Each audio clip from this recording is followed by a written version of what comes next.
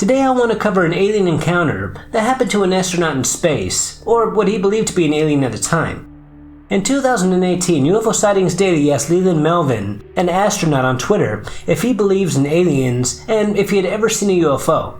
And to UFO Sightings Daily's surprise, he responded saying something that I'm sure they were not expecting. He said that he had not seen an alien on the ground, but he thought he saw one in space. Melvin stated that he thought he saw something organic, alien-like, floating out of the payload bay. And of course, he was shocked by what he saw, so he asked ground control what could it possibly be. And they told Melvin that it was probably ice that had broken off of the Freon hoses. Then UFO Sightings Daily asked Melvin if he thought the government was lying, and he responded by saying, "I don't think so, but you never know." Now some people believe that Melvin must have saw some sort of alien life form, because how could a highly trained, highly educated astronaut mistake frozen ice with something that he thought was alive? Then there were others who believed that maybe Melvin was just messing with UFO Sightings Daily.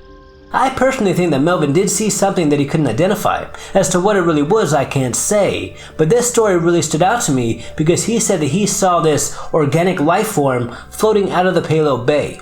And there is another crazy sighting by another NASA employee that happened at the payload bay of another spacecraft.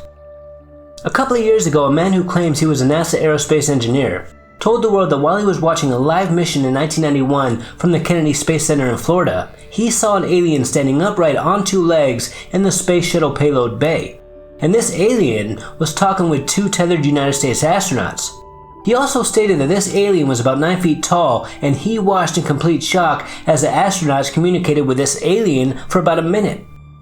Now, after this man came forward with this incredible story, it didn't take too long for it to blow up. And it appears that Craig did work for NASA. He claimed that he had been involved in over 800 plus NASA operations, including the Apollo missions. Now what makes this case so interesting is that NASA denied that this man had ever worked there. But there does seem to be evidence suggesting that he did in fact work for NASA, making his claims more credible. And Craig believes that aliens are working within our government.